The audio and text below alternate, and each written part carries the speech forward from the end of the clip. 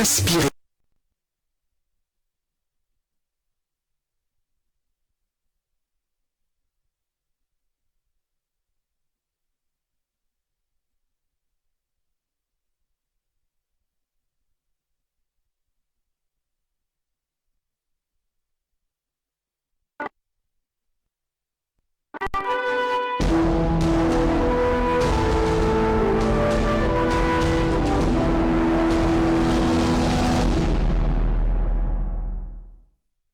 Madame, bonsoir. Monsieur, bonsoir. Merci de votre fidélité. Bienvenue à cette édition du soir sur la télévision du monde d'information grande nature. Pour cette et autre livraison, nous nous intéressons à une fête de société dans le sud-ouest du Cameroun où un accident de la circulation a été enregistré aux premières heures de ce samedi.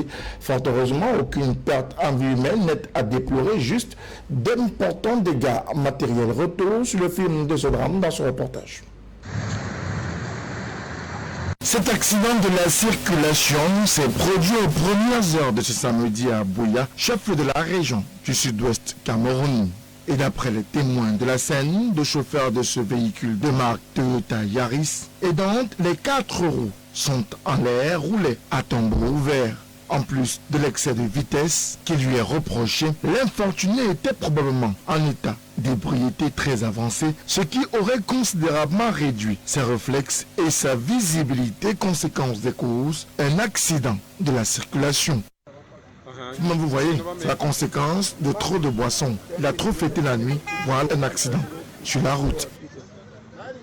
Plus de peur que de mal, aucune perte en vie humaine n'est à déplorer, juste 2 blessés graves, les occupants du dit véhicule accidenté, par ailleurs, conduits d'urgence à l'hôpital régional de Bouya où ils sont pris en charge. Aussi, une enquête a été ouverte par les éléments de force de l'ordre et de sécurité pour en savoir davantage autour de cet accident de la circulation. Enfin, la carcasse du véhicule accidenté qui perturbait la circulation à Bouya a été enlevée pour mieux fluidifier celle-ci et permettre aux uns et aux autres de vaquer paisiblement et aisément à leurs différentes occupations.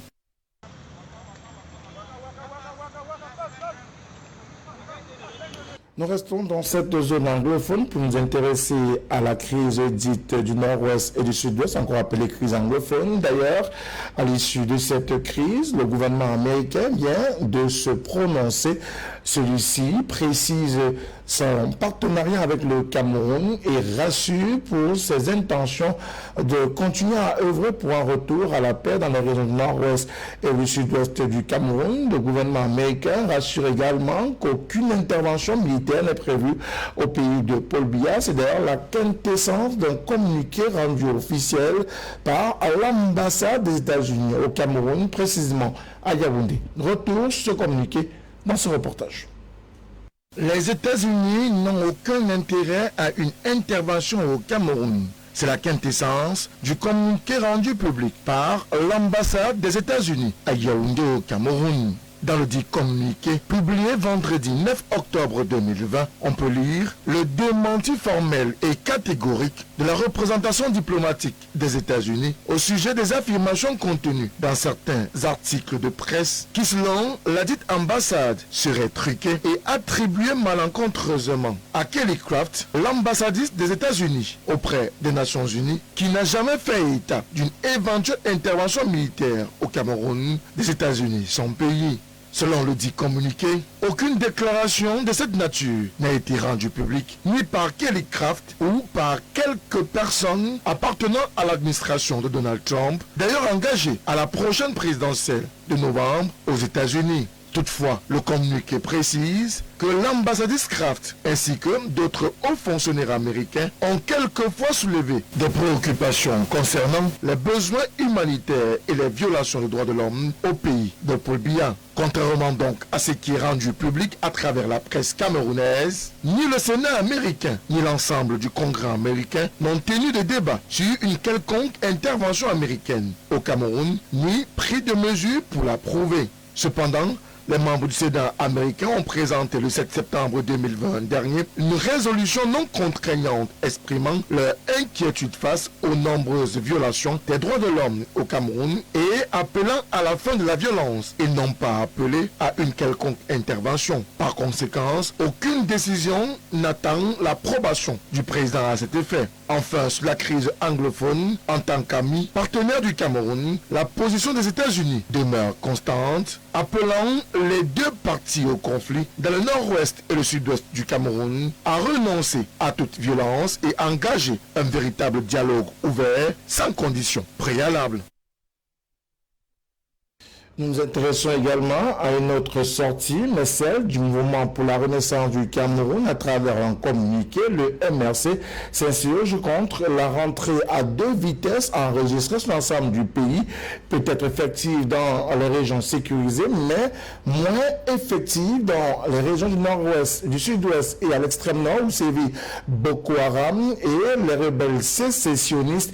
Le mouvement pour la renaissance du Cameroun qui, par ailleurs, dénonce cette rentrée invite le régime de Paul Biya à mettre de véritables actions pour lutter efficacement contre la pandémie Covid-19 et surtout donner la plénitude à tous les élèves du Cameroun de pouvoir bénéficier d'une éducation de qualité. Reportage. Dans son communiqué relatif à la rentrée scolaire du 5 octobre 2020 dernier, le MRC constate que la reprise de l'école dans le primaire et le secondaire est marquée par la crise sanitaire de la pandémie au nouveau coronavirus et au conflit armé dans les régions anglophones du nord-ouest et du sud-ouest, ainsi que l'extrême nord du pays. Le mouvement pour la renaissance du Cameroun constate par ailleurs avec regret que des centaines d'écoles, collèges et lycées ne pourront pas une fois de plus cette rentrée à cause de ce conflit que le régime de Yaoundé refuse de régler par l'organisation d'un dialogue politique inclusif. À l'extrême nord du Cameroun, les dégâts causés par Boko Haram gisent encore dans plusieurs localités du Logone et Chari, du Mayo-Sava, du Mayo-Tsenaga. Des établissements scolaires ont été détruits ou sont déserts. Et pour défaut de restauration et de sécurisation, des jeunes Camerounais vont là aussi entamer une autre année sans scolarité. Au-delà de ces faits, le mouvement pour la renaissance du Cameroun du professeur Maurice Kamto observe également que dans certains établissements secondaires du pays, l'effectif maximal des 50 élèves par salle de classe consacré comme principe qui motive le système de mi-temps n'est pas respecté. Dans l'enseignement primaire, il n'y a ni mise en œuvre du système de mi-temps, ni observance des distanciations sociales. Si bien même les mesures barrières seraient respectées au secondaire, rien ne garantit que le virus ne puisse pas continuer de circuler dans la population à travers les plus petits. Le MRC, dans son communiqué, précise qu'en plus de son arrogance et de son autisme, le régime démontre une fois de plus qu'il est intrinsèquement incompétent et techniquement incapable de proposer la moindre issue aux graves crises que vivent les Camerounais du nord au sud, de l'est à l'ouest. À ce propos, le MRC exige que des mesures appropriées soient rapidement prises pour permettre à tous les enfants de la République de pouvoir reprendre effectivement le chemin de l'école en décidant d'un cessez-le-feu au nord-ouest et au sud-ouest suivi de l'organisation d'un dialogue inclusif et en mettant en œuvre dans les brefs délais un plan spécial de reconstruction et de sécurisation notamment des infrastructures scolaires dans les régions de l'extrême nord pour effectivement faire face à l'urgence de l'heure.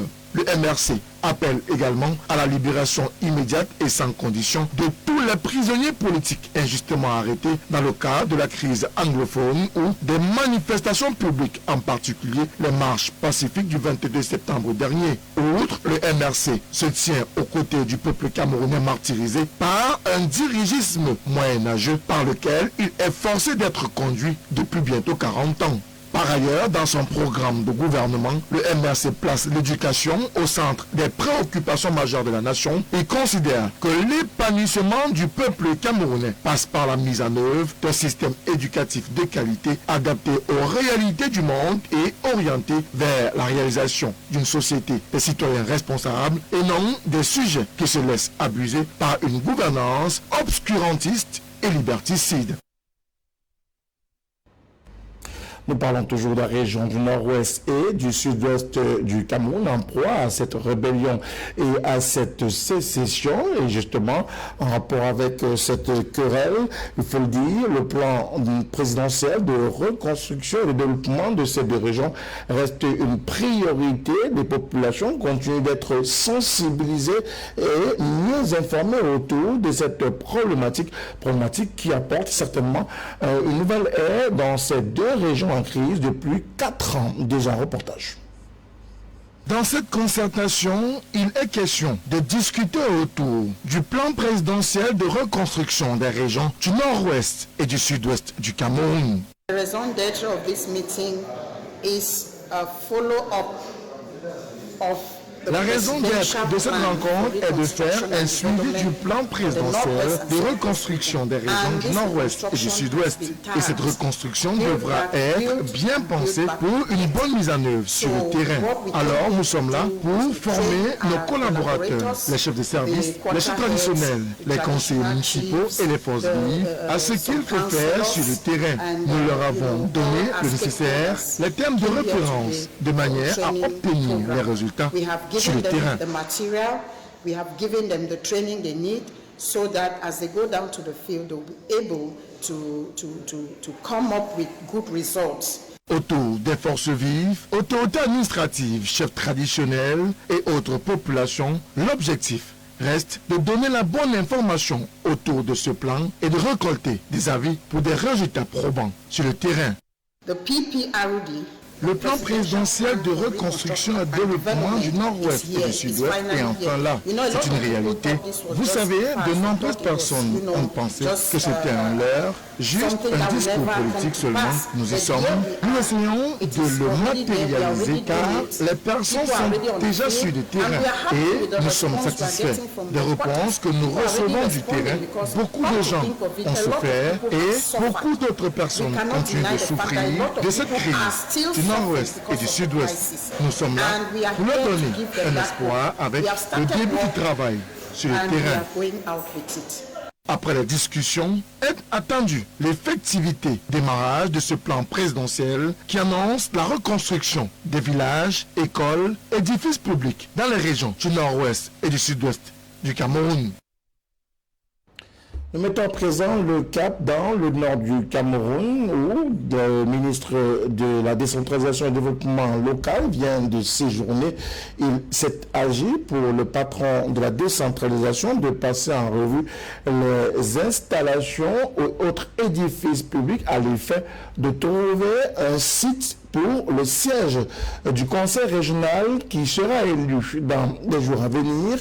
C'est une recommandation du chef de l'État, Paul Biya. D'ailleurs, le satisfait du ministre de la décentralisation et du développement local est ainsi exprimé après avoir fait le tour des édifices semble avoir été trouvés. Sur le théâtre des opérations au nord du Cameroun, le ministre de la décentralisation et du développement local a passé en revue les chantiers en cours de construction, au mieux les édifices déjà établis, servant pour les services déconcentrés et bientôt décentralisés de l'administration et des collectivités territoriales décentralisées. Dans ce tour du propriétaire, qui parachève par ailleurs sa visite de terrain dans le nord du Cameroun, Georges Olanga Obam a visité la délégation régionale de la communication, la direction régionale du FEICOM, le fonds spécial d'intervention et d'équipement intercommunal, l'agence de régulation des télécommunications, le futur bâtiment devant abriter le conseil régional du Nord et la salle des fêtes de Garoua. Vous vous rendez bien compte que c'est la haute décision de M. le Président qui fixera le lieu d'installation du siège. Donc, je lui rapporterai ce que j'ai vu. Mais je crois que à l'issue de ce tour, il se dessine clairement que la ville de Garoua dispose d'un certain nombre de structures qui sont en capacité d'héberger le conseil régional lorsqu'il rentrera en activité. Et ce, dès que le travail commencera. À cette salle de fête, le patron de la décentralisation et du développement local a saisi la balle au bon pour s'entretenir avec les maires de la région autour des sujets de l'heure, notamment l'élection régionale convoquée pour le 6 décembre 2020 prochain. échange avec les maires permet de se rendre compte que la décentralisation est une réalité effective dans la région du Nord. Les maires se sont appropriés des compétences qui sont les leurs. Ils sont conscients des difficultés que l'État a à mettre à leur disposition les ressources, j'entends financières, matérielles et humaines, mais travaillent dans la perspective de ce que le président veut que notre décentralisation soit, c'est-à-dire des collectivités capables d'assurer des services essentiels qui permettent que nos concitoyens soient satisfaits pour les petites choses, comme nous les appelons, nous, au ministère de la décentralisation, dont ils ont besoin. De l'eau, de l'électricité, de la santé, l'école, l'hygiène, la salubrité et la petite sécurité. Un périple fort et vocateur qui permet ainsi de consacrer la volonté des pouvoirs publics à parachever le processus de décentralisation qui du reste est vivement attendu pour l'amélioration du cadre et des conditions de vie des populations.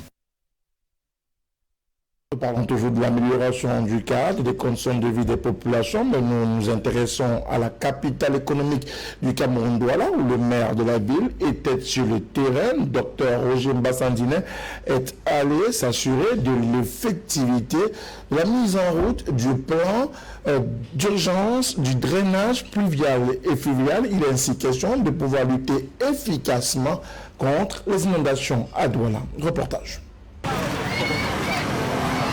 Sur le terrain, le maire de la ville de Douala est allé toucher du doigt l'effectivité de la mise en œuvre du projet d'urgence de drainage fluvial et pluvial de la capitale économique du Cameroun, Douala. Nous avons, dès le mois d'avril, élaboré un plan d'urgence et que nous avons commencé à mettre en œuvre. Il y a 3 volets dans ce plan d'urgence. Le premier volet était le curage des caniveaux. Vous êtes passé, je suppose, partout en ville, vous avez vu que les caniveaux sont en train d'être curés. Et nous avons commencé ce travail depuis fin avril, début mai. Nous avons également engagé le curage des drains. Vous voyez bien ici, c'est ça qui se poursuit. Le curage des drains consiste non seulement à approfondir les drains, mais à élargir le lit du drain pour qu'il puisse servir aussi de bassin de rétention d'eau en cas d'inondation et limiter la montée des eaux en cas d'inondation. Ces pelleteuses en mouvement, il s'est agi pour le docteur Roger Mbassandine de s'assurer que les recommandations du Conseil de la communauté sont effectivement appliquées et que les instructions de la hiérarchie sont exécutées pour que désormais les inondations soient derrière les populations de la ville de Douala. Il faut que les populations comprennent ce que nous faisons ici, c'est pour leur bien. C'est pour éviter que la vie des populations, les biens des personnes ne soient impactés par les inondations. Nous allons vers la fin de la saison des pluies. Vous avez vu ce qui s'est passé. Heureusement que nous avons commencé à curer les drains. Regardez les images de ce qui se passe ailleurs dans le monde avec les inondations. Vous verrez que Douala s'en est plutôt bien sorti. Nous avons eu une inondation qui a duré moins de 24 heures, qui a fait certes quelques dégâts, mais heureusement, aucune vie humaine n'a été perdue. Au-delà de ce projet d'envergure, la nécessité du curage des caniveaux et autres rigoles reste aussi une priorité. De chaque côté du drain, 7 mètres de chaque côté, il ne doit pas avoir de construction. Ce sont les instructions que nous avons données à nos services pour que toutes les constructions qui sont sur l'emprise du drain soient systématiquement détruites. Et nous allons tenir à cela. Ici, nous allons continuer jusqu'à au drain, vers le Mbanya là-bas. Nous allons également aller dans quelques jours du côté de Bobongo. Et partout où il y aura des constructions sur l'emprise du drain, 7 mètres de part et d'autre, elles seront systématiquement détruites. Les populations sont avisées. Reste donc que la mise en œuvre de ces différents projets, une fois les pluies tombées, tente de s'assurer que plus jamais les populations de Douala ne vivront le calvaire des inondations. Et puis, dans la capitale politique du Cameroun, Yaoundé, c'est le secrétaire général du ministère de la Santé publique qui continue son périple d'inspection des structures placées sous la tutelle de ce département ministériel et en sa qualité de responsable administratif de ces différentes structures. Il a été question d'aller voir ce qui s'y passe réellement pour l'amélioration de la qualité de soins disponibles dans les formations sanitaires et même en matière de politique sanitaire du Cameroun. Reportage.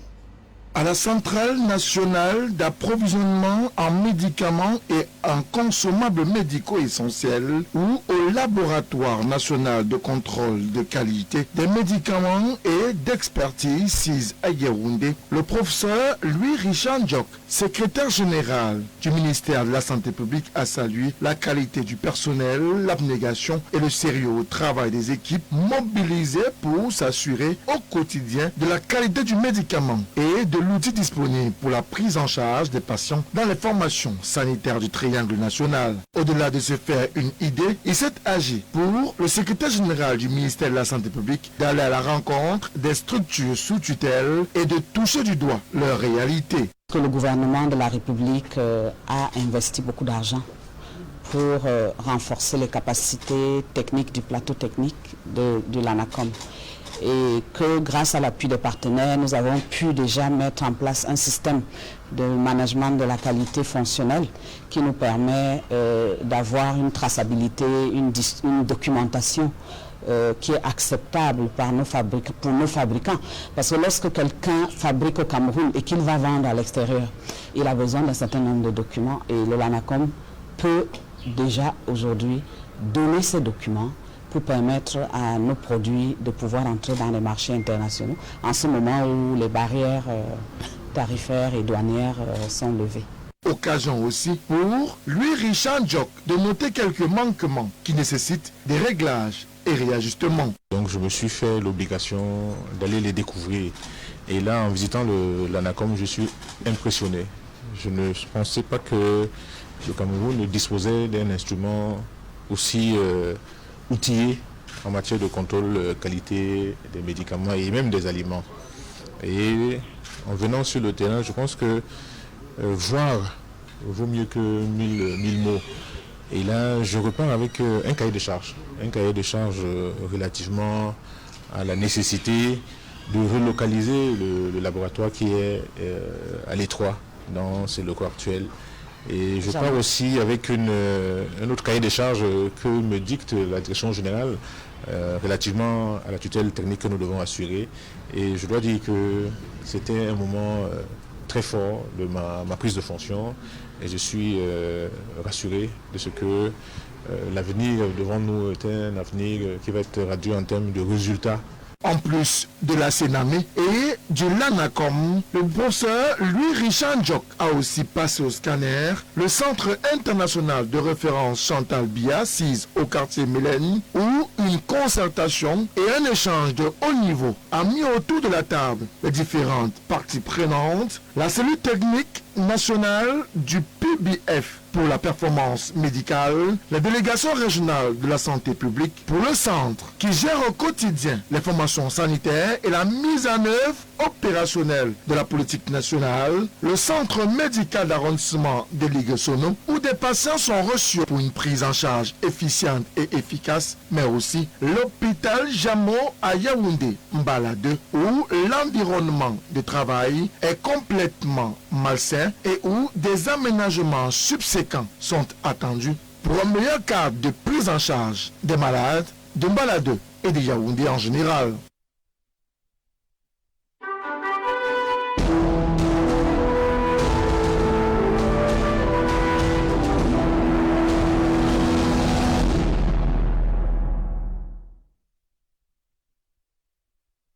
À l'international, en Tunisie, la pandémie Covid-19 impose de nouvelles restrictions. Celles-ci concernent d'ailleurs les restaurants et autres bars.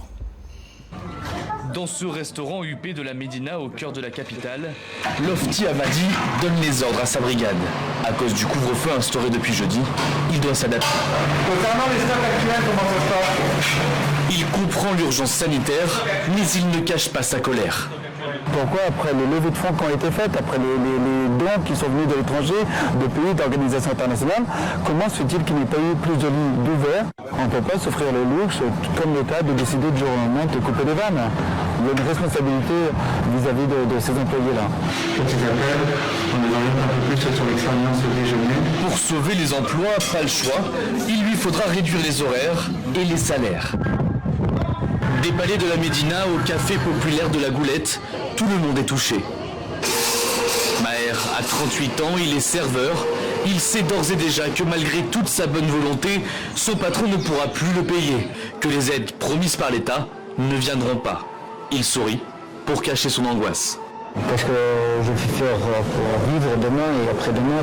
J'ai dit, pourquoi je ne peux pas être un clandestin comme les autres, monter dans les bateaux et quitter le pays. Vous pensez à ça? Ouais. Sincèrement, ouais. À 2 pas de là, ce père de famille est sous le choc. Ils sont très fâchés parce que l'État ne pense pas à leur peuple. Il s'est endetté pour agrandir son café. Lui a carrément décidé de fermer, de ne même pas tenter de vivoter en vendant la journée des cafés à emporter. Le couvre-feu doit durer 2 semaines. Au vu de la situation sanitaire en Tunisie, personne ne se fait d'illusions. Ces mesures seront sans doute en vigueur bien plus longtemps.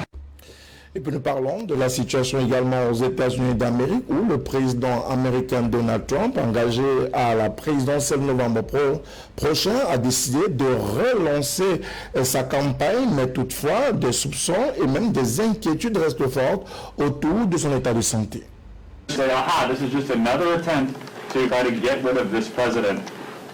La nouvelle arme des démocrates, c'est la création d'une commission. 16 personnes, des experts médicaux, des hommes politiques, pour enquêter sur les capacités du président à gouverner. This is not about President Trump. He will face the judgment of the voters. But he shows the need for us to create a process for future presidents. Un processus qui entre dans le cadre du 25e amendement. Ce texte législatif permet d'organiser les modalités si un président n'est physiquement ou mentalement, temporairement ou de manière permanente, plus à la hauteur. Le président américain lui clame haut et fort que la maladie est derrière lui. Il multiplie les interviews téléphoniques 1 semaine seulement après avoir été hospitalisé et parle d'un remède.